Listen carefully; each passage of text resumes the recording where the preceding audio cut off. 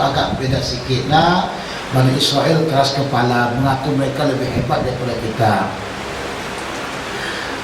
Wa inna ummataka la tutik, umat kamu tak akan sanggup, tak akan mampu.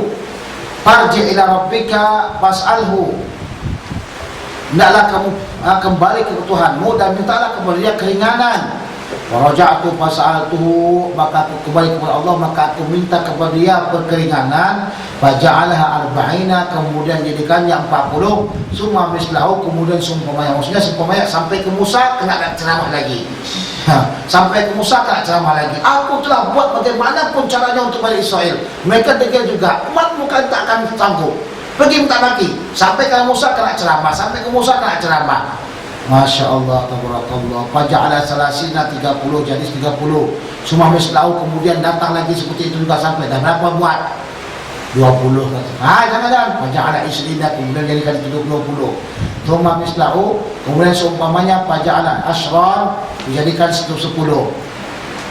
Fa'ataitu Musa, maka aku datangi Musa, faqala mislahu faja'ala khamsan, maka Allah jadikan akannya 5. Nah, fa'ataitu Musa, maka aku mendatangi Musa, faqala ma sanata, apa yang kau buat? Qultu ja'ala khamsan, Allah telah menjadikannya 5. Faqala mislahu, berkata Musa, umatmu tak akan mampu.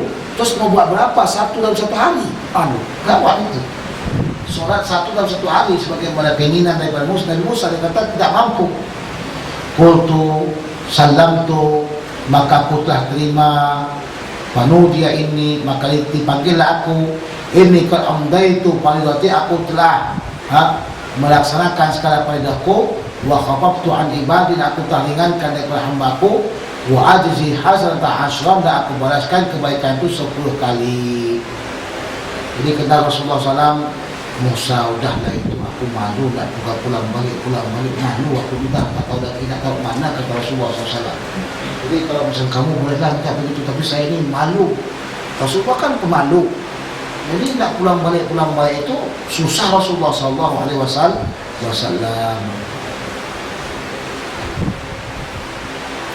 Ali bin Mas'ud radhiyallahu anhu qala haddatsa Rasulullah sallallahu alaihi wasallam wa huwa shadiqul masduq, dia yang benar dan dibenarkan, benar bercakap dan dibenarkan ketika bercakap.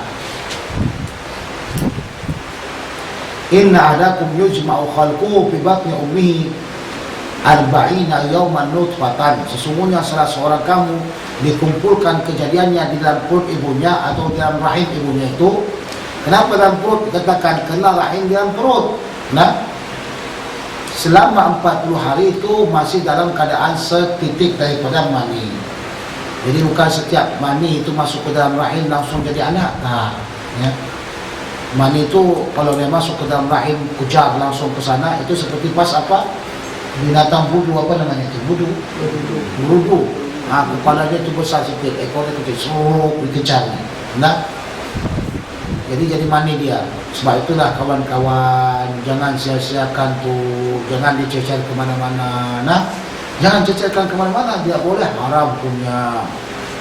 Kalau kamu suka dengan mempermainkannya dan muntah-muntah sering dia, itu akan mengakibatkan nanti ejakulasi dini adalah impotensi. Jadi usahakan kalau kita punya mutu yang kuat dalam sperma, itu akan membuatkan dan menghasilkan anak yang pertama itu cerdas, pintar. Kalau dia menjaga mutu daripada spermanya, kalau dia nanti berjima dengan istrinya, maka lahirlah anak itu insyaAllah ta'ala orang yang pintar. Dan kenapa? Kerana mutunya tinggi. Tapi kalau kamu setiap hari mencampakkannya sehingga mutu dia itu hilang, itu tidak bagus lagi. Orang yang paling bodoh lahir. Sumayakunu alaqatan misla dzalika, kemudian jadilah dia itu segumpal daging, segumpal darah sampai demikian, 40 hari. Jadi 40 hari sudah berapa hari? 80 hari itu berapa bulan sudah? 2 bulan. 3 berapa bulan itu? 80 hari berapa bulan dah? 2 bulan 20 hari. Dah. Kemudian sumayakunu mudghatan misla dzalika, kemudian menjadilah dia segumpal daging. Misla dzalika sampai demikian, tambah 40 hari lagi. Berarti sudah berapa bulan? Dan 2 bulan, sekarang 3 bulan, 4 bulan. Nah, jadi apa berapa? 4 bulan. Jadi 4 bulan katanya dari daging tersebutlah nanti diambil dapatnya jantung dia, yang daging ini diginikan malaikat di jiwa, sah keluar ke telinga. Yang hidung ini tarik malaikat, sah keluar hidung. Nah, kalau terlalu ditarik sangat, ini orang Arab pula nanti. Kalau hanya sakit tarik kata sikit aja, ini orang kita, orang Indonesia. Jadi hidungnya kita pendek-pendek sikit, itu kata orang. Jadi dari darah tersebutlah berubah. Darah itu mengisikan daging, ya. Daging, kemudian daging tersebut menguap, membesar, kemudian yang di tengah-tengah itu jadi tulang. Dari daging itu jadi tulang. Masya Allah. Kalau kamu pernah tengok bagaimana gaya kejadian tersebut, maha besar Allah Subhanahu wa ta'ala. Summa ba'asullahu malakan, kemudian Allah mengutus malaikat, wa yu'maru bi arba'i kalimatin, dan dia disuruh dengan meletakkan 4 kalimat. Apa itu? Wa yuqal lahu, maka dikatakan kepadanya, uktub amalahu, tulislah amalnya, apa saja yang diamalkan daripada kebaikannya, daripada keburukannya. Warizku, rizkinya, apakah dia orang kaya atau miskin, apakah dia makan 1 piring setiap harinya atau dia tak makan kecuali 2 hari dan sekali. Wasaqiyun aw sa'idun, dianya itu celaka atau senang. Tapi Allah SWT yang mengetahui dengan secara terperinci, bukan secara terperinci, tahu semuanya. Ya.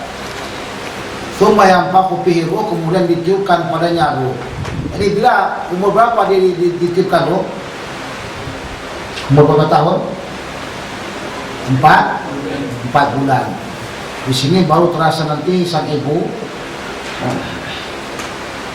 untuk menendang-nendang itu. Ini rupanya anak tukang main bola ni. Ini perut menendang-nendang, baru terasa menendang-nendang. Kenapa? Karena telah ditiupkan roh. Di sini para ulama berikhtilaf tentang masalah aborsi. Tahu aborsi? Isqatul janin. Jadi kalau sekiranya seorang dokter yang pakar mengatakan ini janin mesti dibunuh atau dikeluarkan, diaborsi. Kenapa? Karena nanti memiliki kelainan yang mengakibatkan fatal. Ya, umpamanya sang ibu kalau dia lahir nanti mungkin sang ibunya akan mati. Maka janin tersebut mesti diaborsi. Sudah? Tapi kalau sekiranya sang pakar kata ini hanya cuma masalah laki atau perempuan saja, tak boleh diaborsi. Kadang-kadang kan orang pilih janinnya laki atau perempuan, kan itu. Saya inginkan laki-laki, kenapa? Karena dia boleh membantu saya. Itu tidak boleh dihancurkan atau tidak boleh diaborsi. Sudah, haram hukumnya. Jadi kalau bagaimana kalau sekiranya seorang perempuan terjadi umpamanya seperti di Ambon dahulu, perempuan banyak diperkosa oleh orang kafir, apakah diperbolehkan bagi mereka menggugurkan anak? Jadi para ulama mengatakan sebaiknya janganlah mereka gugurkan, sebaiknya janganlah mereka gugur, walaupun bebek tersebut daripada orang kafir, tapi itu kan jadi ibunya, dinisbahkan kepada ibunya. Nah, dalam masalah apakah seorang perempuan dianya diperkosa itu boleh? Sebagai ulama kata boleh saja kalau dia diperkosa, dia kata.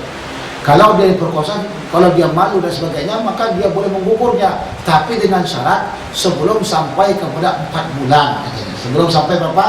Sebelum sampai 4 bulan, karena dia 4 bulan telah ditiupkan. Tapi kebanyakan ulama katakan tidak boleh, sama ada dianya itu diperkosa atau tidak boleh kita gugurkan. Adapun apabila sampai kepada 4 bulan ke atas, itu sudah ijma ulama tidak boleh digugurkan. Kenapa? Karena masalahnya jiwanya sudah ada. Bahkan di dalam Islam kalau kita gugurkan mendapatkan apa? Hukuman. Bukankah seorang yang menggugurkan kandungan juga dalam hukum wadha'i, hukum sekarang ini akan dapat hukuman? Demikian juga dalam Islam.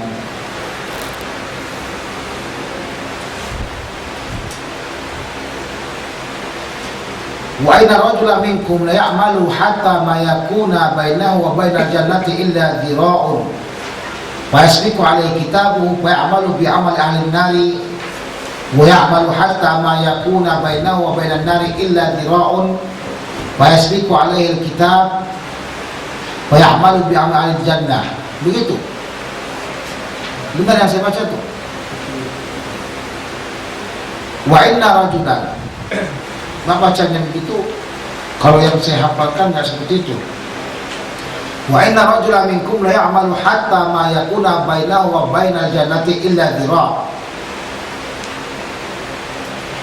Dan sesungguhnya seorang kamu beramal dengan amalan sehingga ma bainahu, sehingga diantaranya dan diantara surga kecuali hanya sejarak daripada dhira' saja, berapa daripada siku saja. Nah, begitu. Gimana? Fayasbiqu alaihi kitabuhu, maka terdahulu atasnya tulisannya, yaitu tulisannya itu dia di surga atau neraka. Fayamalu bi amalin nari, maka dia beramal dengan peramalan ahli neraka. Tidak ada satu namanya fayadkhuluha. Ada enggak?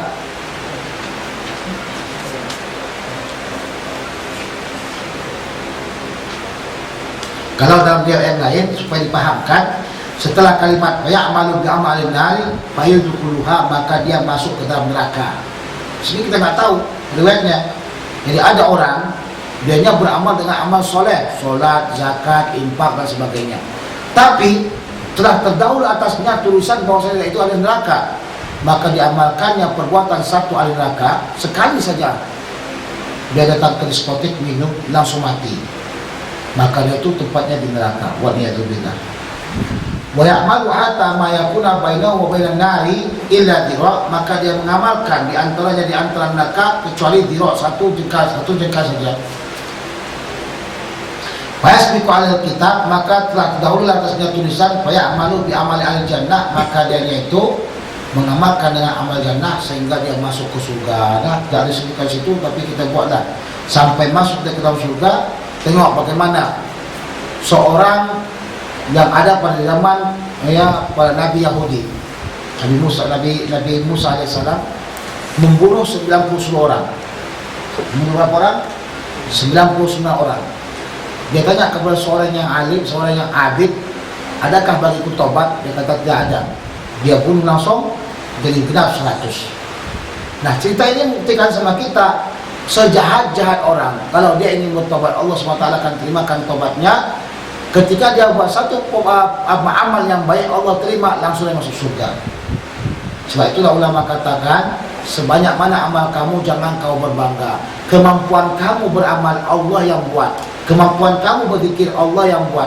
Itulah pendalaman makna la haula wa la quwwata illa billah. Siapa yang memahami makna la haula wa la quwwata illa billah, dia akan bersyukur Allah SWT berikan dia beribadah. Dia akan bersyukur Allah SWT membuatkan dia dan memudahkan dia untuk menyembah Allah SWT, dan dia tidak akan bangga dengan amalnya. Jika dia melihat orang yang berlumur dengan dosa, bermandi dengan maksiat, dia tidak akan pernah mencerca dan dia tidak akan pernah memalu-malukan orang tersebut, tetapi dia mengatakan, ya Allah, jauhkanlah aku daripada seperti itu. Alhamdulillah, kau telah menunjukkan aku kepada kebaikan, dan dia berusaha untuk amar ma'ruf nahi munkar.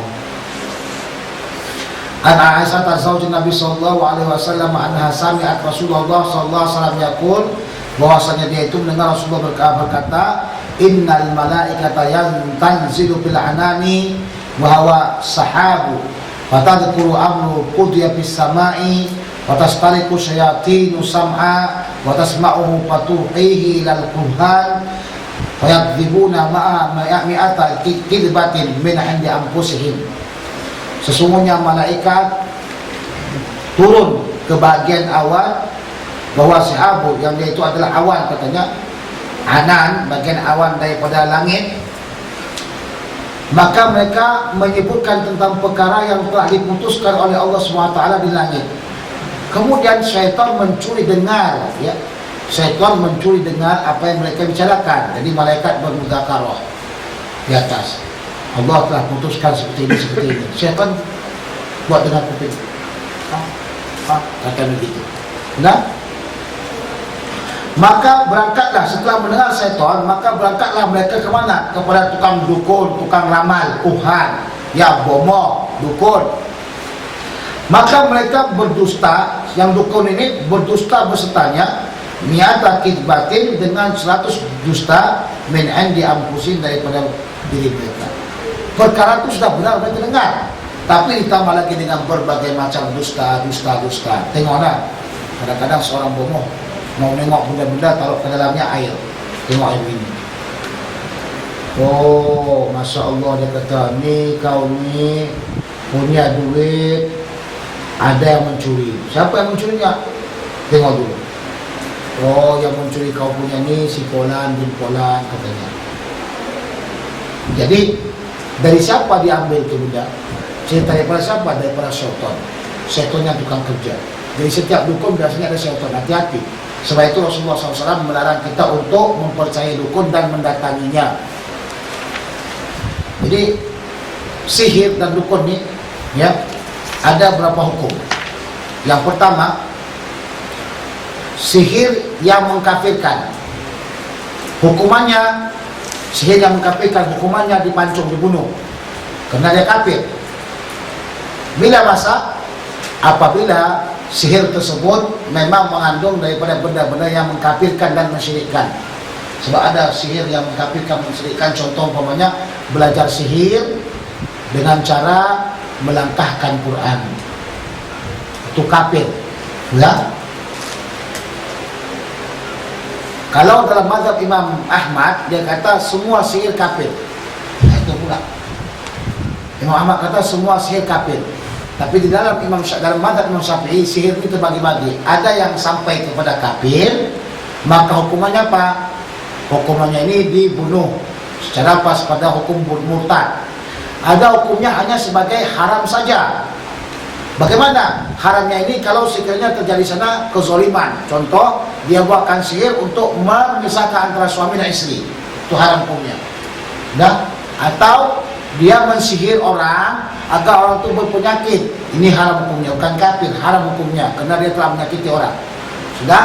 Kalau biasanya sihir tersebut tidak mematikan, maka orang tersebut ya dihukum dengan syarat ta'zir. Tapi kalau biasanya orang yang di situ mati dan biasanya sihir tersebut mematikan, maka hukumnya ini dihudud, dibunuh. Nah, ini dosa. Ada pula yang sihir tersebut ya kadang-kadang ya cuma sampai kepada bagian apa? Bagian makruh saja, yang disihirnya orang kafir. Orang kafir, orang zalim yang menghancurkan Islam, dia gunakan untuk kebaikan dia itu.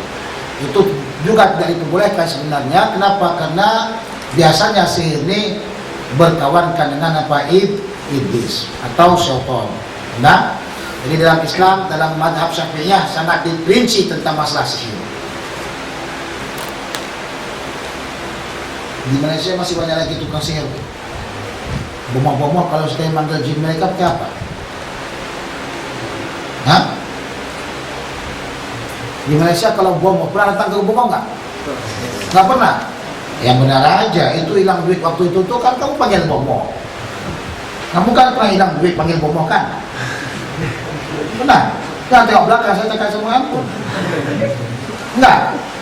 Dulu waktu sakit dulu nggak panggil bomoh dulu. Yang benar. Di kampung kita sakit panggil bomoh, ini panggil bomoh. Biasanya kalau panggil bomoh pakai apa itu? Hah? Kamera? Kemenyan. Kemenyan apa? Kalau kita gunakan kamera kemenyan Arab nggak datang-datang dia. Yang digunakan tuh pakai kemenyan Jawa. Kemenyan apa namanya? Jawa. Kemenyan Jawa. Kalau kamu pergi ke Senang Hussein, kata sama dia Aizen Bukhur Jawa atau akhir Aizen Bukhur Jawi. Dia kasih Bukhur Jawi. Masuk dengan Bukhur Jawi, punya Jawa punya.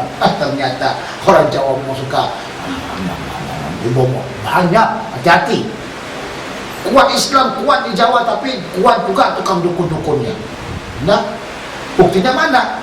Kemanyannya Pakcik Jawa di sana juga sampai ke sini. Tapi ada juga yang bomohnya itu panggil jinnya pakai bel. Datang jinnya. Ini jin modern.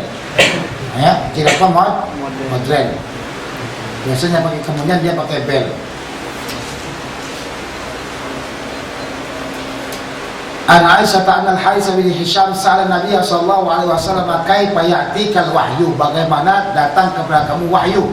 Qala qulu dzalika ya'til malaku, tiap-tiap demikian itu datang malaikat ahyanan fi misli salsalatil jaras, kadang-kadang katanya datang malaikat itu seperti seumpama suara bunyi ya lonceng.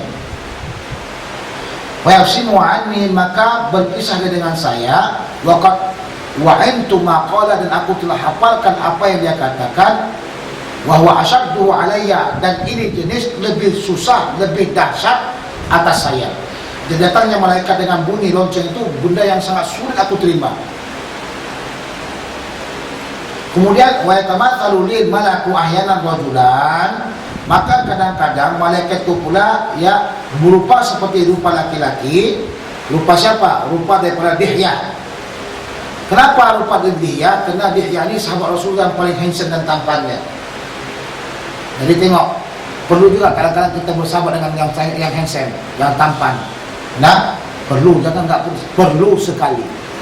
Kenapa? Karena kadang-kadang ada satu misi yang kita perlukan orang handsome, orang tampan untuk melaksanakannya. Jadi Rasulullah SAW tahu benar masalah itu. Yang handsome kerjanya yang begini, yang suaranya bagus kerjanya begini. Begitu dia letakkan pada tempatnya. Kena suara kuat bila berubah, maka jadikan bila tukang adzan umpamanya.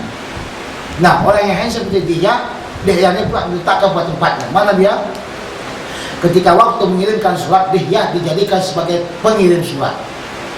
Karena kita tahu orang Romawi itu kan handsome-handsome, putih-putih, mancung-mancung kan. Karena dia orangnya handsome juga, maka dikirim ke sana untuk menarik perhatian. Oh, rupanya orang Islam ini juga handsome-handsome. Nah itu. Jadi kalau kamu buatkan satu kerja yang kau kirim orang handsome-handsome, insya Allah mungkin misi kamu akan berhasil. Sudah.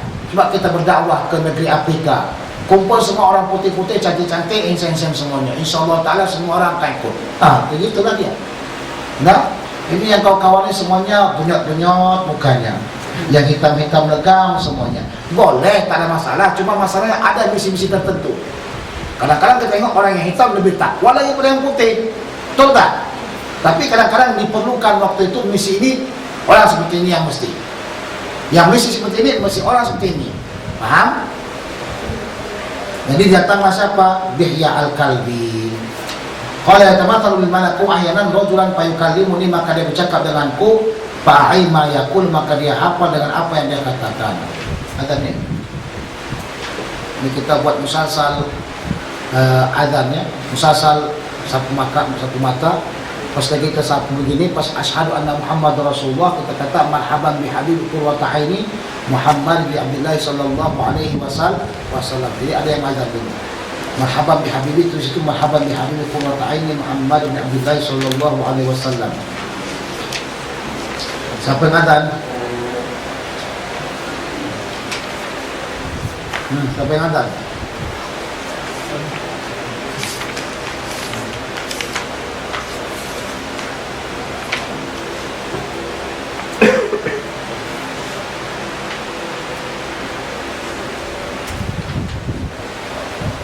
Allahu Akbar, Allahu Akbar, Allahu Akbar, Allahu Akbar. Asyhadu an la ilaha illallah. Surat 86. Asyhadu an la ilaha illallah.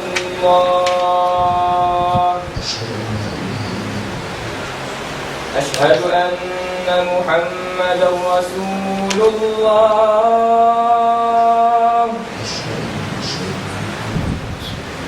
Marhaban bi habibi, marhaban bi habibi qurrata aini Muhammad bin Abdullah sallallahu alaihi wasallam. Dua seperti ini. Asyhadu anna Muhammadar Rasulullah.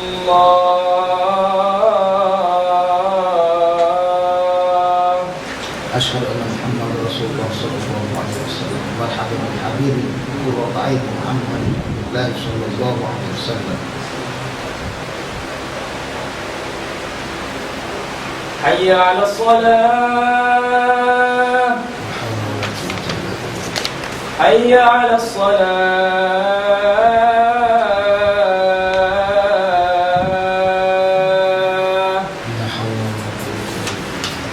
حي على الفلاح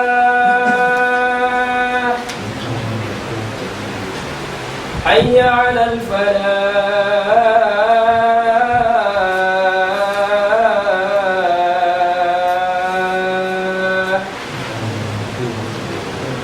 الله أكبر الله أكبر لا إله إلا الله. Kata Rasulullah SAW doain nanti ya.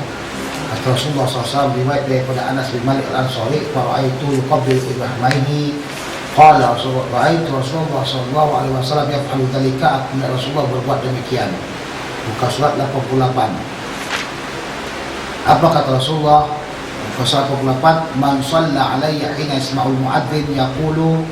Siapa ya yang bersolat atasku ketika mendengarkan muadzin berkata, "Asyhadu anna Muhammadar Rasulullah," wa jama'a isba'aihi musabbah wa ibham, dan dia kumpulkan jarinya yang musabbah dan ibham, dari telunjuknya dan jari ibu jarinya, wa qabbalahuma, dan dia cium, kemudian wa masaha bihima ainaihi, dan dia sapu keduanya ini, kedua jari ini kepada apa? Kepada matanya.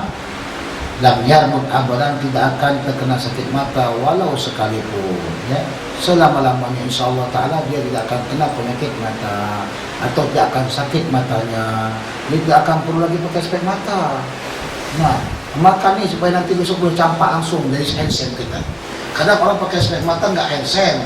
Kadang-kadang pakai spek mata handsen, kadang-kadang kita letakkan kacamata begini, Masya Allah, nampak gaya sedikit. Nah, nampak apa gaya? Nampak handsen gitu.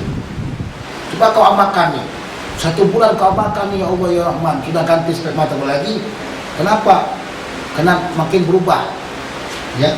Kemudian coba tes nggak pakai spek mata, amalkan terus, tapi yakin. Saya kata segala amal kalau tidak yakin tidak akan jadi. Kau baca Al-Fatihah untuk mengubah orang, tak yakin tak akan jadi. Nah, yakinkan diri kita ketika waktu mengamalkan ini, insyaallah taala semuanya mengamalkan ini, sehingga tidak ada lagi yang pakai spek mata. Bangkrut tukang spek mata. Nah, bangkrutlah mereka, tak ada yang mau beli. Segala dokter mata semua tutup apa? Tutup klinik. Tutup apa namanya itu? Nah, iyadah. Masyarakat iyadah, apa bahasa Malaysia-nya? Hah? Klinik. Dia tutup semua klinik ni kerana tidak ada yang pakai spek mata. Mana? Amalkan insyaallah taala bismillah. Nah, biasanya orang baca kitab, banyak-banyak baca kitab, alhamdulillah taala, dia akan penyakit pakai mata. Kerana banyak baca kitab. Alhamdulillah kadang-kadang saya boleh menghabiskan kitab saya baca berapa banyak juga, alhamdulillah baca dari dahulu. Baca kitab, kalau baca kitab Indonesia masih ini mungkin boleh 1 hari 2 jam 3 jam dah habis. Tapi alhamdulillah taala Allah SWT tetap masih menjaga mata saya sampai sekarang, tidak memerlukan spek mata. Alhamdulillahirabbil alamin. Dulu pernah kejadian sama saya, mata saya air berair. Saya ini tak nampak. Waktu di Mahat. Sebab kami membaca pakai lampu ini. Lampu apa namanya itu? Lampu yang di dinding-dinding itu pakai minyak. Lampu apa namanya? Hah? Lampu pelita, ya lampu pelita itu. Hidup ini bagai lampu dinding, kan? Jadi lampu itu kami gunakan sebagai membaca sampai sekarang masih begitu lagi di Mahat saya. Kami diajar untuk miskin. Di Mahat diajar untuk miskin. Dan baca dengan begitu sehingga rusak mata saya ini. Saya bacakan itu setiap saatnya ketika itu mau pergi ke periksa ke dokter klinik mata optikal, tapi ternyata optikal tersebut tutup. Bagaimana caranya? Saya putus baca ini. Amalkan. Dalam sana ini pun sudah ada sibukan. Ada, saya lupa 5 tempatnya. Ternyata alhamdulillah taala Allah SWT memudahkan mata saya dan membersihkan mata saya sehingga tidak perlu lagi saya pakai spek mata. Yakin. Ustaz, kalau saya mau turunkan ni, sementara saya pakai spek mata Ustaz, semuanya turunkan sajalah, kata. Turunkan saja, minta maaf Pak Ustaz kalau pas lagi nak turunkan, minta maaf pakcik-pakcik sekalian, saya turunkan ni kerana begitulah keadaannya, begitulah keadaannya. Nah, saya ni pakai spek mata ni memang sudah terlanjur dah kian, kata. Kerana terlalu banyak kali melihat yang maksiat ni pakai spek mata. Enggak setiap orang yang pakai spek mata ni buat banyak maksiat. Kebanyakan terlalu banyak sangat membaca, tidak punya aturan. Membacanya tidak punya aturan. Bagaimana tidak punya aturan? Membaca dalam keadaan tertidur, baca bacaan dalam keadaan terlentang, baca setelah ba'dal asar. Itu waktu-waktu yang dilarang untuk membaca. Sudah, jangan kamu tidur dengan membaca, enggak benar. Atau terlentang dalam baca seperti begini, itu enggak benar, itu lagi akan merusakkan mata kita. Sudah, jadi usahakan kita menjaga mata. Kenapa? Dan mata ini penting sekali. Kalau kita tak punya mata, kalau mata kita rusak, kita tak akan mampu melihat keindahan alam, kita tak mampu melihat kecantikan akhwat. Kahwin sama perempuan tapi tak tahu macam cantiknya, kasihan lah. Itu dia fawaid ni, mujarobat. Anda tak suka dengan mujarobat. Kami dulu masih ingat lagi waktu tahun 1 saya di Ma'at, sedikit datang guru bantu. Pak, faedah Pak. Masya Allah, paling suka minta faedah. Faedah yang pertama kali, nomor 1 dituntut apa? Pemanisan, mahabbah, apa lagi itu? Pencinta. Itulah dia. Kadang dia kata kasih apa pemanisannya? Dur ala tungku ala tangkap. Kalau dah start pintu, maka dia cinta padaku. Jangan hafal tu. Itu tahun 1 saya itu tahun 1963 saya hafal, dikasih abang-abang. Dur ala tungku ala tangkap. Kalau dah start pintu, kau cinta padaku. Macam-macam saja. Ada benda yang paling mudah sekali kalau kau ingin dapatkan perempuan, dia kejar kau langsung. Bagaimana caranya? Caranya ketika dia jalan, maka kau ambil tai himar, kau sapukan ke dia. Dia akan kejar kamu insya-Allah. Kalau mujarobat pemikat ada. Caranya bagaimana? Beli gula 20 kilo, masukkan ke dalam air yang panas, kemudian dinginkan, kemudian kau mandikan. InsyaAllah ta'ala bukan perempuan saja yang terpikat, semut juga terpikat sama kau. Itu mujarobat tu. Mana doa setelah azan? 23.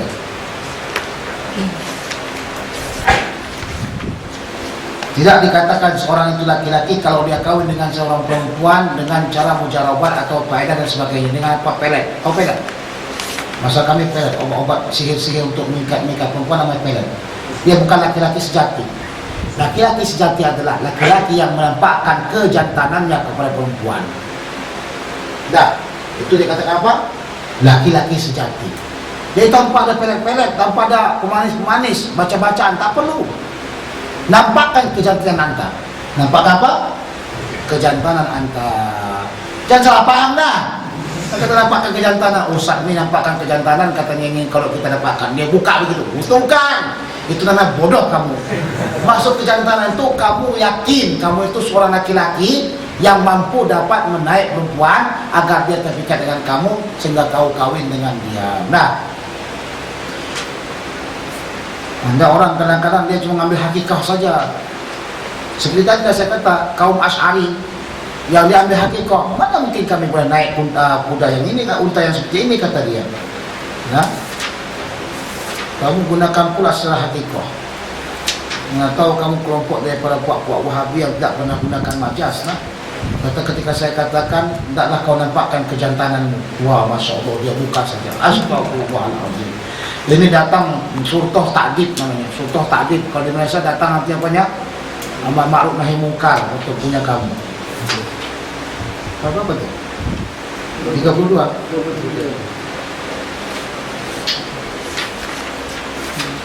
Bismillahirrahmanirrahim. Hadatsana bi Syekhuna Syekh Muhammad Ustam bin Jabir Al-Banjari Al-Indonesi.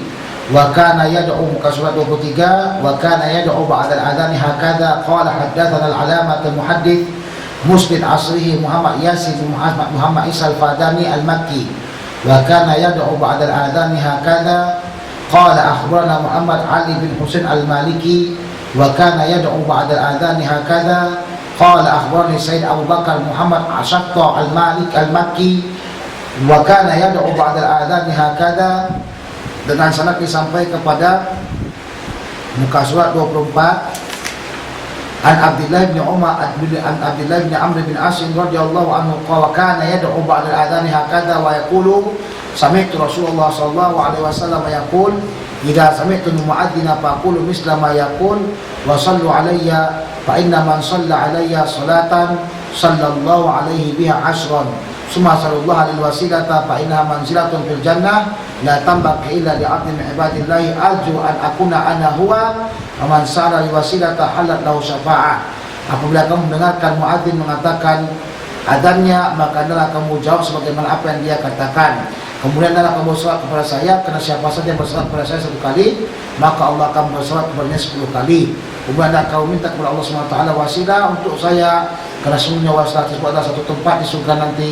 Tidak ada lagi yang itu bagi seorang kecuali hamba Allah SWT yang dia pilih. Mudah-mudahan akulah dianya. Maka barang siapa yang meminta untukku wasilah, maka adalah baginya syafaatku. Adapun lafaznya adalah riwayat daripada Jabir bin Abdullah qala Rasulullah SAW man qala inna isma'u nida Allahumma bahani da'wati tammah wa salatil qa'imah ati sayyidina Muhammadan al-wasilah wal fadilah wa ba'athu maqaman mahmudan alladhi wa'adta illa halat lahu syafa'ati yawmal qiyamah. Maka bersama-sama kita baca Allahumma rabb hadhihi da'wati tammah wa salatil qa'imah ati sayyidina Muhammadan al-wasilah wal fadilah وبعث المقام المحمود الذي وعدته إنك لا تخلف الميعاد إنك لا تخلف الميعاد. Ini bid'ah. Nah, sebenarnya bid'ah memang dia tidak dalam hadis Rasulullah, tapi bid'ah hasanah. Salat dulu kita insyaallah taala biidznillah. Habis salat tu jangan lama-lama soalnya, jangan panjang-panjang. Jangan pula berzikir panjang-panjang. Benar, untuk ilmu lebih afdal pada zikir selain ini kan. Sebab kamu duduk untuk ilmu lebih afdal dibandingkan kamu berzikir. Jadi kita sholat, insyaAllah langsung kita ke tempatnya. Mudah-mudahan supaya kita cepat habisi insyaAllah pada hari ini. Amin ya rabbal alamin.